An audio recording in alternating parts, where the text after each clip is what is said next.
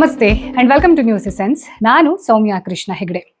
Jeffrey Epstein files, ಈ files ಹಲವು ವರ್ಷಗಳ ಹಿಂದೆ ಏನ್ ಸದ್ದು ಮಾಡಬೇಕಿತ್ತು ಅದರ ಹೊರತಾಗಿ ಇವಾಗ ಏನ್ ಸದ್ದು ಮಾಡ್ತಾ ಇದೆ ಅಲ್ಲ, ಹಾಗೆ ಆ ಸದ್ದಿನಿಂದ ಜಾಗತಿಕ ರಾಜಕಾರಣವನ್ನು ಸೇರಿದ ಹಾಗೆ ಭಾರತದ ರಾಜಕಾರಣದಲ್ಲಿ ಏನೆಲ್ಲ ಕಾಂಟ್ರವರ್ಸಿ ನಡೀತಾ ಇದೆ ಅನ್ನೋದನ್ನ ನೀವು ಅಂಥ ನ್ಯೂಸ್ ಪ್ರೇಮಿ ಅಲ್ಲದೆ ಇದ್ರೂ ಕೂಡ ಮೇಲ್ಪದರದಲ್ಲಿ ಅರ್ಥ ಆಗಿರತ್ತೆ ಅಂತ ನಾನು ಅಸ್ಯೂಮ್ ಮಾಡ್ಕೊಳ್ತಾ, ಈ ಜೆಫ್ರಿ ಎಪ್ಸ್ಟೀನ್ ಅನ್ನುವಂತಹ ಅಮಾನುಷ ವ್ಯಕ್ತಿ, ಮಾನ್ಸ್ಟರ್, ಇವನ ಕರ್ಮಕಾಂಡ ಏನು ಅನ್ನೋದನ್ನ ನಾನು ಹೇಳೋದಕ್ಕಿಂತ ಅಥವಾ ಅದನ್ನ ಇಫೆಕ್ಟಿವ್ ಆಗಿ ಅರ್ಥ ಮಾಡ್ಕೊಳ್ಬೇಕು ಅನ್ನುವಂಥ ಉದ್ದೇಶ ಇತ್ತು ಅಂತಂದ್ರೆ I would like to recommend this particular documentary on Netflix. ಯಾವ ಕಾರಣಕ್ಕೆ ನಾನು ಈ ಫೈಲ್ಸ್ ಅನ್ನೋದ್ರ ಬಗ್ಗೆ ಸಪರೇಟ್ ವಿಡಿಯೋ ಮಾಡಬಾರ್ದು ಅನಿಸ್ತು ಅಂತಂದ್ರೆ, ಈ ಡಾಕ್ಯುಮೆಂಟರಿಗಿಂತ ಇಫೆಕ್ಟಿವ್ ಆಗಿ ನಿಮಗೆ ಈ ಕೇಸ್ ಏನು, ಎಷ್ಟು ಬ್ರುಟಾಲಿಟಿ ಇದೆ ಅನ್ನೋದನ್ನ ಹೇಳೋಕೆ ಸಾಧ್ಯನೇ ಇಲ್ಲ ಬೇರೆ ಯಾರು. ಬಿಕಾಸ್ ಇದರಲ್ಲಿ ಹೇಳಿರೋರೆಲ್ಲ ವಿಕ್ಟಿಮ್ಸ್. ಆದ್ರೆ ಮೊನ್ನೆ ರಿಲೀಸ್ ಆಗಿರುವಂತಹ ಫೈಲ್ಸ್ ನ ಪೇಜಸ್ ಅನ್ನುವಂಥದ್ದು ಹಾಗೂ ಅದರಲ್ಲಿ ಭಾರತದ ನರೇಂದ್ರ ಮೋದಿಯವರ, ಅಂದ್ರೆ ಯಾರನ್ನ ನಾವು ಪ್ರೈಮ್ ಮಿನಿಸ್ಟರ್ ಅಂತ ಹೇಳ್ಬಿಟ್ಟು you like him, you hate him, whatever it is, but ಒಂದು ಪೊಸಿಷನ್ಗೆ ಕೊಡಬೇಕಾದಂತಹ ಗೌರವವನ್ನ ಇಟ್ಕೊಂಡಿದ್ವಿ. ಆ ಒಂದು ಚೇರ್ ಅಲ್ಲಿ ಕೂತಿರುವಂತಹ ವ್ಯಕ್ತಿ ಹಾಗೂ ವ್ಯಕ್ತಿತ್ವವನ್ನ ಕ್ರಿಟಿಸೈಸ್ ಮಾಡೋದು, ಕಾಂಟ್ರವರ್ಸಿ ಮಾಡೋದು, ಹಾಗೆ ಅದನ್ನ ಎಕ್ಸಾಜುರೇಟ್ ಮಾಡೋದಕ್ಕೆ ಸಂಬಂಧಪಟ್ಟ ಹಾಗೆ ಒಂದಷ್ಟು ಪಾಯಿಂಟ್ಸ್ ಅನ್ನೋದನ್ನ I would like to share in this episode of News Sense with Soumya Krishna Hegde. ಇದರಲ್ಲಿ ನಾನು ಆ ಫೈಲ್ಸ್ ಅಲ್ಲಿ ಏನಿದೆ ಅನ್ನೋದಕ್ಕಿಂತ ನರೇಂದ್ರ ಮೋದಿಯವರ ಹೆಸರು ಬಂದಿದ್ದು, ಅದರ ಇಂಪ್ಯಾಕ್ಟ್ ಅನ್ನೋದು ಅಥವಾ ಅದನ್ನ ಯಾವ ರೀತಿ ಅರ್ಥ ಮಾಡ್ಕೊಳ್ಬಹುದು, ಎಲ್ಲೆಲ್ಲಿ ಎಕ್ಸಾಜುರೇಷನ್ ನಡೆದಿದೆ, ಜೊತೆಗೆ ಇದೆಲ್ಲವನ್ನ ಮೀರಿ ಈ ಜೆಫ್ರಿ ಎಪ್ಸ್ಟೀನ್ ಇರಬಹುದು ಅಥವಾ ಅಸರಂ ಬಾಪು ಇರಬಹುದು, ಈ ರೀತಿ ಸೆಕ್ಷುವಲ್ ಪ್ರಿಡೇಟರ್ಸ್ ಅಂತ ಯಾರಿರ್ತಾರೆ ಅವರ ಸಾಮ್ರಾಜ್ಯದ ಅಧಪತನದಲ್ಲೂ ಒಂದು ಪ್ಯಾಟರ್ನ್ ಇದೆ, ಹಾಗೆ ಅವರ ಸೈಕಾಲಜಿಯಲ್ಲೂ ಕೂಡ ಒಂದು ಪ್ಯಾಟರ್ನ್ ಇದೆ. ಅದೆಲ್ಲ ಆದ್ಮೇಲೆ ನನಗೆ ಪರ್ಸನಲಿ 2 ಕ್ವೆಶ್ಚನ್ ಅನ್ನೋದಕ್ಕೆ ಇವತ್ತಿಗೂ ಆನ್ಸರ್ ಸಿಕ್ಕಿಲ್ಲ. ಅದನ್ನ ನಿಮ್ಮ ಮುಂದೆ ಇಟ್ಟು ಈ ಎಪಿಸೋಡ್ ಅನ್ನ ಎಂಡ್ ಮಾಡುವಂತಹ ಉದ್ದೇಶದೊಂದಿಗೆ ಲೆಟ್ಸ್ ಸ್ಟಾರ್ಟ್. ಮೊನ್ನೆ ಒಂದಷ್ಟು ಹೆಸರು ಅನ್ನೋದು ಭಾರತದ ರಾಜಕೀಯ ವ್ಯವಸ್ಥೆಯನ್ನು ಸೇರಿದ ಹಾಗೆ ಈ ಕಾಂಗ್ರೆಸ್ ಬಿಜೆಪಿ ಮಧ್ಯೆ ಏನ್ ಕೆಸರೆರಚಾಟ ಅನ್ನೋದು ನಡೀತಾ ಇರುತ್ತೆ, ಅವ್ರ ಮಧ್ಯೆ ಇಲ್ಲದೆ ಇವಾಗ ಸಾಮಾನ್ಯ ಜನ ಅಂತ ಯಾರಿರ್ತಾರೆ ಅವರು ಕೂಡ ಪೋಲರೈಸ್ ಆಗ್ಬಿಟ್ಟಿದ್ದಾರೆ. ಒಂದಷ್ಟು ಜನ ಕಾಂಗ್ರೆಸ್ಸಿನ ಗುಲಾಮರು, ಇನ್ನೊಂದಷ್ಟು ಜನ ಬಿಜೆಪಿಯ ಅಂಧಭಕ್ತರು. ಅದರಲ್ಲಿ ಒಂದು ಪರ್ಟಿಕ್ಯುಲರ್ ಸೆಂಟೆನ್ಸ್ ಅನ್ನುವಂಥದ್ದು ಏನಿದೆ ಅದನ್ನ ತೀರಾ ಅಂತಂದ್ರೆ ತೀರಾ ಎಕ್ಸೈಜರೇಟ್ ಮಾಡಿ ಅದನ್ನ ಮೀಮ್ ಮಾಡೋದು ಇದೆಲ್ಲ ಇದೆ ಅಲ್ಲ, this has to be addressed properly. ನಾನು ಯಾವುದೇ ವ್ಯಕ್ತಿಯನ್ನ ಪರವಾಗಿ ಮಾತಾಡಬೇಕು, ಅವ್ರನ್ನ ಬಚಾವ್ ಮಾಡಬೇಕು ಅನ್ನೋ ಉದ್ದೇಶ ನನಗೆ ದೇವರಾಣೆ ಇಲ್ಲ. ಎಸ್ಪೆಷಲಿ ಯಾವಾಗ ಹೆಣ್ಣು ಮಕ್ಕಳ ವಿಚಾರ ಅನ್ನುವಂಥದ್ದು ಬರುತ್ತೆ. I stand as a female alone. ನನಗೆ ಬಾಕಿ ಯಾವುದೇ ಐಡೆಂಟಿಟಿ ಇಲ್ಲ, ನಾನು ಹೆಣ್ಣು ಕುಲಕ್ಕೆ ಸೇರಿರೋಳು ಅಂತ ಮಾತ್ರ ಸ್ಟ್ಯಾಂಡ್ ಬೈ ಆಗ್ತೀನಿ ಅಲ್ಲಿ. ಸೊ ಈ ಒಂದು ಕೇಸ್ನಲ್ಲಿ ನರೇಂದ್ರ ಮೋದಿಯವರು, ನಾನು ಕನ್ನಡದ ಟ್ರಾನ್ಸ್ಲೇಷನ್ ಅನ್ನ ಹೇಳ್ತಾ ಇದ್ದೀನಿ, ಇಸ್ರೇಲಿಗೆ ಹೋಗಿ ಅಮೆರಿಕ ಅಧ್ಯಕ್ಷರ ಪ್ರಾಫಿಟ್ನ ಸಲುವಾಗಿ ಕುಣಿದ್ರು ಅನ್ನೋ ತರದ ಒಂದು ಸೆಂಟೆನ್ಸ್ ಅನ್ನುವಂಥದ್ದು ಏನಿದೆ ಅದನ್ನ ಬಹಳಷ್ಟು ಜನ ಲಿಟ್ರಲ್ ಮೀನಿಂಗ್ ಅನ್ನ ತಗೊಂಡು ಮೀಮ್ ಅನ್ನ ಶೇರ್ ಮಾಡ್ತಾ ಇರ್ತಾರೆ. ನೀವು ನೋಡಿರಬಹುದು, ಅಂದ್ರೆ ಟ್ರಂಪ್ ಇದಾನೆ ಈ ಕಡೆ, ಇನ್ನೊಂದ್ ಕಡೆ ನರೇಂದ್ರ ಮೋದಿ ಅವರು ಭರತನಾಟ್ಯ ಮಾಡಿರೋ ರೀತಿಯಲ್ಲಿ, ಹಿಪ್ ಹಾಪ್ ಡ್ಯಾನ್ಸ್ ಮಾಡಿರೋ ರೀತಿಯಲ್ಲಿ. See what I would like to believe or assume is, ನಾವು ಈ ಆಡುಭಾಷೆಯಲ್ಲಿ ಹೇಳ್ತೀವಲ್ವಾ, ತಾಳಕ್ಕೆ ತಕ್ಕ ಹಾಗೆ ಕುಣಿಯೋದು ಅನ್ನೋ ತರದಲ್ಲಿ, I think it meant that way. Literally ಯಾರು ಯಾರ ಮುಂದೆ, ಎಸ್ಪೆಷಲಿ ಒಬ್ಬ ಪ್ರೈಮ್ ಮಿನಿಸ್ಟರ್ ಆಗಿ ಒಂದು ಪವರ್ಫುಲ್ ಪೊಸಿಷನ್ ಅನ್ನ ಹೋಲ್ಡ್ ಮಾಡುವಾಗ, why Narendra Modi will dance literally? So ಈ ಎಕ್ಸಾಜುರೇಷನ್ ಅನ್ನುವಂಥದ್ದಿದೆ ಅಲ್ಲ, ಈ ನರೇಂದ್ರ ಮೋದಿ ಅನ್ನುವಂತಹ ವ್ಯಕ್ತಿಯನ್ನ ವ್ಯಕ್ತಿತ್ವದ ಹೊರತಾಗಿ ಇಟ್ಕೊಂಡು ನೋಡಿದ್ರೆ ಭಾರತದ ಘನತೆವೆತ್ತ ಭಾರತದ ಪ್ರಧಾನಮಂತ್ರಿ ಅನ್ನುವಂತಹ ಒಂದು ಚೇರ್ಗೆ ಮಾಡುವಂತಹ ಅವಮಾನ, ಇದನ್ನ ನಾವು ಒಬ್ಬ ಸಾಮಾನ್ಯ ಜನ ಆಗಿ, ನೀವು ಕಾಂಗ್ರೆಸ್ ಅವರಾಗಿರಿ, ಬಿಜೆಪಿ ಅವರಾಗಿರಿ, ಯಾವುದೇ ಪೊಲಿಟಿಕಲ್ ಅಫಿಲಿಯೇಷನ್ ಅಥವಾ ಅದ್ರ ಬಗ್ಗೆ ಸಪೋರ್ಟ್ ಅನ್ನ ಮಾಡುವಂತವರಾಗಿರಿ, ಇಂಥದ್ದನ್ನ, ಇಂಥ ಚೀಪ್ ಲೆವೆಲ್ ನ ಮೀಮ್ಗಳನ್ನ ಮಾಡೋದನ್ನ ನಾನು ವಿರೋಧಿಸ್ತೀನಿ. This is not right. ಆದ್ರೆ ಇಲ್ಲಿ ನರೇಂದ್ರ ಮೋದಿಯವರ ಅಕೌಂಟೆಬಿಲಿಟಿ ಅಥವಾ ಯಾಕೆ ಇಷ್ಟು ಕಾಂಟ್ರವರ್ಸಿ ಆಗ್ತಾ ಇದೆ ಅಂತಂದ್ರೆ, ಈಗ ಟ್ರಂಪ್ ಜೊತೆ ಏನ್ ಫೋಟೋ ಇದೆ ಅಥವಾ ಪ್ರತಿ ಒಂದು ಪೇಜ್ ಅಲ್ಲಿ ಟ್ರಂಪ್ನ ಹೆಸರು ಇರಬಹುದು, ಅವರಿಬ್ಬರ ಜೆಫ್ರಿ ಎಪ್ಸ್ಟೀನ್ ಹಾಗೆ ಟ್ರಂಪ್ನ ನಡುವೆ ಎಕ್ಸ್ಚೇಂಜ್ ಆಗಿರುವಂತಹ ಇಮೇಲ್ಸ್ ಇರಬಹುದು, ಇಲಾನ್ ಮಸ್ಕ್ ಜೊತೆ ಇರಬಹುದು, ಯಾರ್ಯಾರನ್ನೆಲ್ಲ ನಾವು ಭಯಂಕರ ದೊಡ್ಡ ಇಂಟೆಲೆಕ್ಚುವಲ್ಸ್, ಟೆಕ್ನಾಲಜಿಕಲ್ ಜಾಯಿಂಟ್ಸ್ ಅಂತ ಅನ್ಕೊಂಡಿದ್ವಿ, ಅಂಥವರ ಒಂದು ಡಾರ್ಕ್ ಸೈಡ್ ಅಂತ ಇರುತ್ತಲ್ಲ, ಯಾರು ಕೂಡ ಇಮ್ಯಾಜಿನ್ ಮಾಡೋಕ್ ಸಾಧ್ಯ ಇಲ್ಲ. ಈ ಕ್ಲಾಸ್ ಪೀಪಲ್ ಅನ್ನೋರು ಎಷ್ಟು ಕ್ಲಾಸ್ಲೆಸ್ ಅನ್ನೋದು ಈ ಒಂದು ಫೈಲ್ಸ್ ಅಲ್ಲಿ ನಮ್ಗೆ ಅರ್ಥ ಆಗ್ತಾ ಹೋಗುತ್ತೆ. ಅಂದ್ರೆ ಏನು ಹೊಳಿತಾ ಇರುತ್ತೆ, ಗ್ಲಾಮರಸ್ ಆಗಿರುತ್ತೆ, ಅದೆಲ್ಲದೂ ಕೂಡ ಮೇಲ್ಗಡೆ ಮಾತ್ರ, ಒಳಗಡೆ ಎಲ್ಲ ಟೊಳ್ಳು ಅನ್ನೋ ತರದಲ್ಲಿ ಕೆಲವೊಂದಷ್ಟು ಪವರ್ಫುಲ್ ವ್ಯಕ್ತಿಗಳಿದಾರಲ್ಲ, ಅವರ ಆ ಡಾರ್ಕ್ ಸೈಡು ಅಲ್ಲ, ಅದೊಂಥರ ದರಿದ್ರ ಸೈಡ್ ಅಂತ ಹೇಳ್ತಾರೆ, ಸಿಕ್ ಮೈಂಡ್ ಸೆಟ್.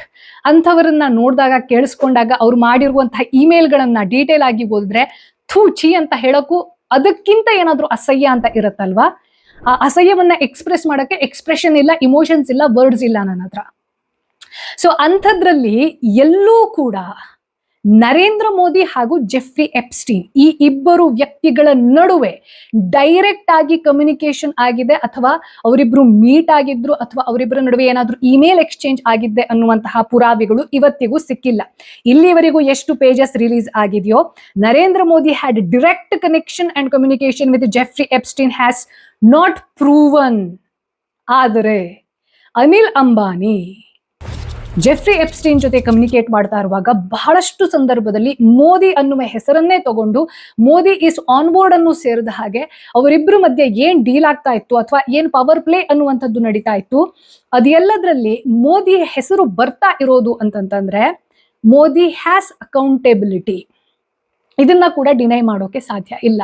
ಈಗ ಅನಿಲ್ ಅಂಬಾನಿ ಈ ವ್ಯಕ್ತಿತ್ವವನ್ನ ನಾವಿವಾಗ ಅನಲೈಸ್ ಮಾಡಬೇಕು ಅಂತಂದ್ರೆ, ಒಬ್ಬ ಬಿಸ್ನೆಸ್ ಮೆನ್ ಆಗಿ ಇನ್ನೊಬ್ಬ ವ್ಯಕ್ತಿಯ ಜೊತೆ, ಅಥವಾ ಒಂದು ಪವರ್ಫುಲ್ ಪೊಸಿಷನ್ ಅನ್ನ ಯಾರು ಹೋಲ್ಡ್ ಮಾಡ್ತಾರೆ ಅಂತ ಹೇಳ್ತಾರೆ ಅಂತವ್ರ ಜೊತೆ ಕಮ್ಯುನಿಕೇಟ್ ಮಾಡಿದ್ರೆ ಅದನ್ನ ನಾವು ಇವರು ಕೂಡ ಅದರಲ್ಲಿ ಭಾಗವಹಿಸಿದ್ರು, ಅಂಥದ್ದೇ ಕೆಟ್ಟ ಮನುಷ್ಯ, ನೀಚ ಮನುಷ್ಯ ಅಂತ ನಾವು ಹೇಳಕ್ ಆಗಲ್ಲ ಅಂತ ಯಾರು ಹೇಳ್ತಿರೋ, ಯಾವಾಗ ಅನಿಲ್ ಅಂಬಾನಿ ಈ ರೀತಿಯ ಕಮ್ಯುನಿಕೇಶನ್ ಅನ್ನ ಜೆಫ್ರಿ ಎಪ್ಸ್ಟೀನ್ ಜೊತೆ ನಡೆಸ್ತಾ ಇದ್ರು, ಹಿ ವಾಸ್ ಕನ್ವಿಕ್ಟೆಡ್.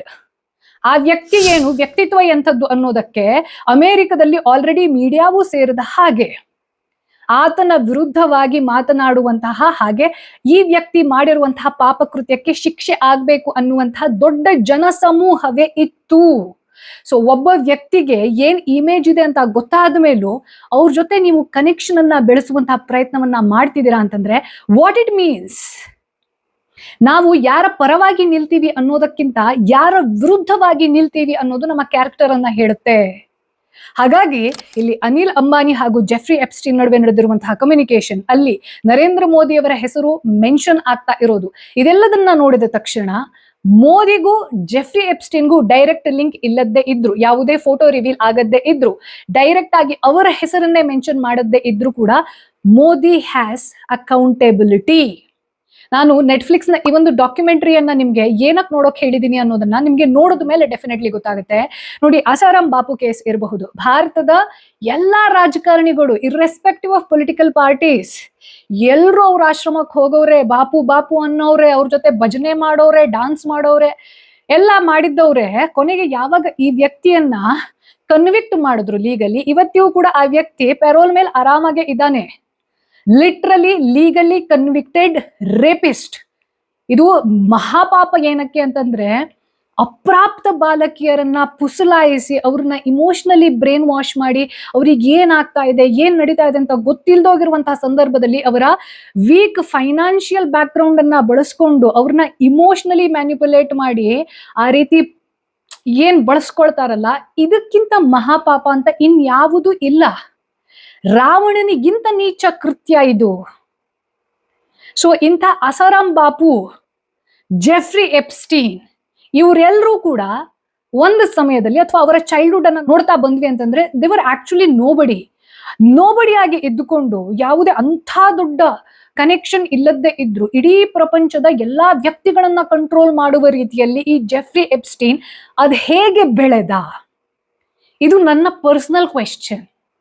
ಅದೆಷ್ಟು ಪವರ್ಫುಲ್ ವ್ಯಕ್ತಿಗಳನ್ನ, ಪೊಲಿಟಿಕ್ಸ್ ಇರಬಹುದು, ಸಿನಿಮಾ ಇರಬಹುದು, ಸೈನ್ಸ್ ಇರಬಹುದು, ಇಂಟೆಲೆಕ್ಚುಯಲ್ ಫೀಲ್ಡ್ ಇರಬಹುದು, ಲಿಟರೇಚರ್ ಇರಬಹುದು, ಲಿಟ್ರಲಿ ಪ್ರತಿಯೊಂದು ಫೀಲ್ಡ್ ಅಲ್ಲಿ ಇದ್ದಂತಹ ಇಲೈಟ್ ಕ್ಲಾಸ್ ಅನ್ನ ಈತ ಹೇಗೆ ಟಚ್ ಮಾಡ್ತಾ ಇದ್ದ, ಅವ್ರನ್ನೆಲ್ಲ ರೆಕಾರ್ಡ್ ಮಾಡಿಕೊಂಡು ಬ್ಲ್ಯಾಕ್ ಮೇಲ್ ಮಾಡಿದ್ರು ಕೂಡ ಅವನು ಹೇಗೆ ಅಷ್ಟು ವರ್ಷಗಳ ಕಾಲ ಜೀವಂತವಾಗಿ ಇದ್ದ. ಯಾಕೆಂತಂದ್ರೆ ಇಂಥ ದೊಡ್ಡ ದೊಡ್ಡ ಪೊಲಿಟಿಕಲ್ ಪೀಪಲ್ ಅಥವಾ ಪವರ್ಫುಲ್ ಪೀಪಲ್, ಇನ್ಫ್ಲೂಯೆನ್ಷಿಯಲ್ ಪೀಪಲ್ ಅಂತ ಯಾರಿರ್ತಾರೆ, ಈ ರೀತಿ ಬ್ಲಾಕ್ ಮೇಲ್ ಮಾಡಿದ್ರೆ ಅವ್ರನ್ನ ಎಲಿಮಿನೇಟ್ ಮಾಡಕ್ಕೆ, ಎಸ್ಪೆಷಲಿ ಈ ವ್ಯಕ್ತಿ ಒಬ್ಬಿಬ್ರನ್ನಲ್ಲ ಬ್ಲಾಕ್ ಮೇಲ್ ಮಾಡ್ತಾ ಇದ್ದ ಅನ್ನೋದೇ ಸತ್ಯ ಆಗಿತ್ತು ಅಂತಂದ್ರೆ, ನೋಡಿ ಯಾಕೆ ಈತ ಬ್ಲಾಕ್ ಮೇಲ್ ಮಾಡ್ತಿದ್ದ ಅನ್ನೋದನ್ನು ನಾವು ಕನ್ಸಿಡರೇಷನ್ ತಗೋಬೇಕು ಅಂತಂದ್ರೆ, ಒಂದು ಮನೆಯಲ್ಲಿ ಬಾತ್ರೂಮ್ ಅನ್ನು ಬಿಡದೆ ಕ್ಯಾಮ್ರಾ ಫಿಕ್ಸ್ ಮಾಡ್ತಾನೆ ಅಂತಂದ್ರೆ ಆ ವ್ಯಕ್ತಿಯ ಉದ್ದೇಶ ವೆರಿ ಕ್ಲಿಯರ್. ಆದ್ರೆ ಇವನು ಅಷ್ಟು ವರ್ಷಗಳ ಕಾಲ ಹೆಂಗ್ ಬದುಕಿ ಉಳಿದ, ಇಷ್ಟೆಲ್ಲಾ ಜನರನ್ನ ಬ್ಲಾಕ್ ಮೇಲ್ ಮಾಡ್ತಾ ಇದ್ದ, ಜಗತ್ತಿನಾದ್ಯಂತ ಇಂಗ್ಲೆಂಡಿನ ಇನ್ಫ್ಲೂಯೆನ್ಷಿಯಲ್ ಪೀಪಲ್ ಇಂದ ಹಿಡಿದು ಅಮೆರಿಕದ ಇನ್ಫ್ಲೂಯೆನ್ಷಿಯಲ್ ಪೀಪಲ್ ಇಂದ ಹಿಡಿದು ಪ್ರಪಂಚದಾದ್ಯಂತ ಎಲ್ಲ ಇನ್ಫ್ಲೂಯೆನ್ಷಿಯಲ್ ಪೀಪಲ್ ಅನ್ನ ತನ್ನ ಆ ದರಿದ್ರ ಒಂದು ಐಲ್ಯಾಂಡ್ಗೆ ಕರೆದು ಕೆಟ್ಟ ಪಾರ್ಟಿ ಮಾಡಿ ಅದನ್ನ ರೆಕಾರ್ಡ್ ಮಾಡಿ ಬ್ಲಾಕ್ ಮೇಲ್ ಮಾಡ್ತಾ ಇದ್ದ ಅಂತಂದ್ರೆ ಅವನು ಅಷ್ಟು ವರ್ಷಗಳ ಕಾಲ ಬದುಕುಳಿದಿದ್ದು ಹೇಗೆ ಅನ್ನೋದು ನನ್ನ ಎರಡನೇ ಪ್ರಶ್ನೆ. ಮೂರನೇದು, ಯಾವ ವ್ಯಕ್ತಿಗೆ ತಾನು ಮಾಡಿರುವಂತಹ ಈ ಎಲ್ಲ ದರಿದ್ರ ಕೆಲಸಗಳನ್ನ ನಯಾ ಪೈಸೆ ಗಿಲ್ಟ್ ಇಲ್ಲದೆ ಕುತ್ಕೊಂಡು ಮಾತಾಡ್ತಾನೆ ಅಂತಂದ್ರೆ, ಅವನು ಕನ್ವಿಕ್ಟ್ ಆದ್ಮೇಲೂ ಕೂಡ ಅದನ್ನ ಒಪ್ಕೊಂಡಿಲ್ಲ. ಅಂದ್ರೆ ಅವನು ಸಪ್ಲೈ ಮಾಡ್ತಾ ಇದ್ದ ಅನ್ನೋ ತರದಲ್ಲಿ PI MP ಆಗಿದ್ದ ಅನ್ನೋದನ್ನ ಒಪ್ಕೊಂಡೇ ವಿನಃ ಅವನು ಸಣ್ಣ ಸಣ್ಣ ಹೆಣ್ಣು ಮಕ್ಕಳನ್ನ ಬಳಸ್ಕೊಳ್ಳುವಂತಹ ಮಾನಿಸ್ಟರ್ ಆಗಿದ್ದ ಅನ್ನೋದನ್ನ ಒಪ್ಕೊಳ್ಳೋದಿಲ್ಲ. ನೀವು ಡಾಕ್ಯುಮೆಂಟ್ರಿಯನ್ನ ನೋಡಿದ್ರೆ ನಿಮ್ಗೆ ಅವನ ಬಾಡಿ ಲ್ಯಾಂಗ್ವೇಜ್ ಇದೆ ಅಲ್ಲ, ಏನೂ ಆಗಿಲ್ಲ, ತಾನೇನು ತಪ್ಪು ಮಾಡಿಲ್ಲ ಅನ್ನೋ ತರದ ಗಿಲ್ಟ್ ಫ್ರೀ ಆಟಿಟ್ಯೂಡ್ ಇದೆಯಲ್ಲ, ಅದು ಜಾಸ್ತಿ ಉರ್ಸುತ್ತೆ. ಸೊ ಅಂಥ ಒಬ್ಬ ವ್ಯಕ್ತಿ ಸೂಸೈಡ್ ಮಾಡ್ಕೊಂಡ್ಬಿಟ್ಟು ಸತ್ತೋಗ್ತಾನೆ ಅನ್ನೋದಿದೆ ಅಲ್ಲ, ಇದು ದೊಡ್ಡ conspiracy. First of all I don't want to believe, because ಯಾವ ವ್ಯಕ್ತಿಗಳಿಗೆ ತಮ್ಮ ಜೀವನದಲ್ಲಿ ಮಾಡಿರುವಂತಹ ಕರ್ಮಕಾಂಡಗಳ ಬಗ್ಗೆ ನಯಾ ಪೈಸೆ ಪಶ್ಚಾತ್ತಾಪನೆ ಇರಲ್ವೋ ಅಂಥವರು ಅವರು ಕೊಂದುಕೊಳ್ಳೋಕೆ ಸಾಧ್ಯನೇ ಇಲ್ಲ. Psychologically this is impossible. ಅಂದ್ರೆ ಅರ್ಥ, ಈ ವ್ಯಕ್ತಿಯನ್ನ ಯಾವ ರೀತಿ ಎಲಿಮಿನೇಟ್ ಮಾಡಿದ್ರು ಕನ್ವಿಕ್ಟ್ ಆದ್ಮೇಲೆ, ಅದರ ಮೂಲಕ ಒಬ್ಬ ವ್ಯಕ್ತಿಯ ಎಲಿಮಿನೇಷನ್ ನಡೆದಿಲ್ಲ, ಅಲ್ಲಿ ಒಂದು ಟೋಟಲ್ ಸಿಸ್ಟಮ್ನ ಪ್ರೊಟೆಕ್ಷನ್ ನಡೆದಿದೆ. ಆ ಸಿಸ್ಟಮ್ ಅನ್ನುವಂಥದ್ದಿದೆ ಅಲ್ಲ, ಆ ಸಿಸ್ಟಮ್ ಎಷ್ಟು ಫಿಲ್ದಿ ಅನ್ನೋದು, ಎಷ್ಟು ಇನ್ಹ್ಯೂಮನ್ ಅನ್ನುವಂಥದ್ದಿದೆ ಅಲ್ಲ, ಅದನ್ನ ನಾವೆಲ್ಲರೂ ಅರ್ಥ ಮಾಡ್ಕೊಳ್ಬೇಕು. ಯಾಕೆಂತಂದ್ರೆ ನಾವೆಲ್ಲರೂ ಕೂಡ ಈ ಹೈ ಕ್ಲಾಸ್ ಪಾಶ್ ಲೈಫ್ ಅನ್ನೋದಕ್ಕೆ ಒಂಥರ ಡಿಗ್ನಿಟಿ ಕೊಟ್ಟಿಟ್ಟಿದ್ದೀವಿ.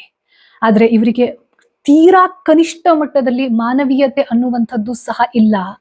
ಇವರ ಡಾರ್ಕ್ ಫೇಸ್ ಅನ್ನೋದಿದೆ ಅಲ್ಲ, ಸೈತಾನನಗಿಂತನೂ ಕುರೂಪವಾಗಿರುವಂಥದ್ದು ಅನ್ನೋದು ನಮ್ಗೆ ಅರ್ಥ ಆದ್ರೆ, ಜೊತೆಗೆ ಯಾರು ಹೆಣ್ಣು ಮಕ್ಕಳು ಅಂತ ಇರ್ತೀರಾ, ಈ ಎಲ್ಲಾ ಸೆಕ್ಷುವಲ್ ಪ್ರಿಡೇಟರ್ಸ್ ಅಂತ ಯಾರಿರ್ತಾರಲ್ಲ, ಅವರು ಬಳಸಿಕೊಳ್ಳೋದೆ ಅಥವಾ ಶಸ್ತ್ರವಾಗಿ ಬಳಸಿಕೊಳ್ಳುವಂಥದ್ದು ಹೆಣ್ಣು ಮಕ್ಕಳ ಎರಡು ವೀಕ್ ಪಾಯಿಂಟ್. ಒಂದು, weak financial background, next emotional vulnerability. ಇದು ಎರಡರಲ್ಲಿ ಸ್ಟ್ರಾಂಗ್ ಆಗಿದ್ರು ಅಂತಂದ್ರೆ ಅವನು ಎಂಥದ್ದೇ ಇನ್ಫ್ಲೂಯೆನ್ಷಿಯಲ್ ಪರ್ಸನ್ ಆದ್ರೂ ಕೂಡ ಹೆಣ್ಣು ಮಕ್ಕಳನ್ನ ಟ್ರ್ಯಾಪ್ ಮಾಡಕ್ಕೆ ಸಾಧ್ಯ ಇಲ್ಲ.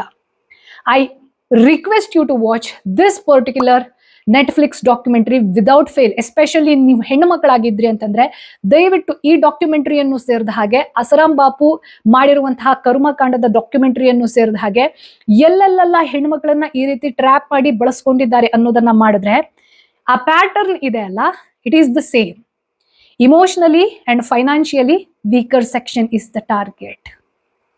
ಅದಕ್ಕೆ ನಾವು ಟಾರ್ಗೆಟ್ ಆಗಬಾರ್ದು ಅಂತಂದ್ರೆ we have to be strong in the both cases. And ಯಾರು ಗಂಡಸರು ಇದನ್ನ ನೋಡಿರ್ತೀರಾ ಅಥವಾ ಇಂಥ ವಿಚಾರಕ್ಕೆ ಹೆಣ್ಣು ಹೃದಯದ ಹಾಗೆ ಸ್ಪಂದಿಸ್ತಾರಲ್ಲ, ದೇ ಶುಡ್ ಬಿ ಅವೇರ್. ನಿಮ್ಮ ಮನೆಯಲ್ಲಿರುವಂತಹ ಹೆಣ್ಣು ಮಕ್ಕಳನ್ನ ಅಥವಾ ನಿಮ್ಗೆ ಪರಿಚಯ ಇರುವಂತಹ ಹೆಣ್ಣು ಮಕ್ಕಳನ್ನ ಈ ಒಂದು ವಿಚಾರದಲ್ಲಿ ಎಜುಕೇಟ್ ಮಾಡಿ, ದಯವಿಟ್ಟು ಈ ಒಂದು ಎಪಿಸೋಡನ್ನ ಮ್ಯಾಕ್ಸಿಮಮ್ ಜನರಿಗೆ ರೀಚ್ ಮಾಡಿಸಿ. ಜೊತೆಗೆ ನಾನು ಯಾವ ಡಾಕ್ಯುಮೆಂಟರಿಯನ್ನ ಹೇಳಿದ್ದೀನಿ ಅದನ್ನ ಪೂರ್ತಿಯಾಗಿ ಗಮನ ಇಟ್ಟು ಸಮಯ ಕೊಟ್ಟು ನೋಡೋದು ಮಾತ್ರ ಅಲ್ಲ, ಅರ್ಥ ಮಾಡ್ಕೊಳ್ಳಿ. ಯಾಕೆಂತಂದ್ರೆ ಅಲ್ಟಿಮೇಟ್ಲಿ ನಾವೆಲ್ಲರೂ ಕೂಡ ಕನೆಕ್ಟ್ ಆಗಿರೋದು ಒಂದು ಥ್ರೆಡ್ನಲ್ಲಿ, ಹ್ಯುಮ್ಯಾನಿಟಿ. ಯಾವಾಗ ಆ ಹ್ಯುಮ್ಯಾನಿಟಿ ಅನ್ನೋದಕ್ಕೆ ಆ ಮನುಷ್ಯನ ರೂಪದಲ್ಲಿ ಇರುವಂತಹ ರಾಕ್ಷಸ ಕೊಡಲಿ ಪೆಟ್ಟು ಕೊಡ್ತಾನಲ್ಲ, we have to be united, irrespective of caste, irrespective of gender, irrespective of country and borders. Right? Right. Until I see you in the next episode, take care, bye-bye. Om Namah Shivaya and Jai Hind.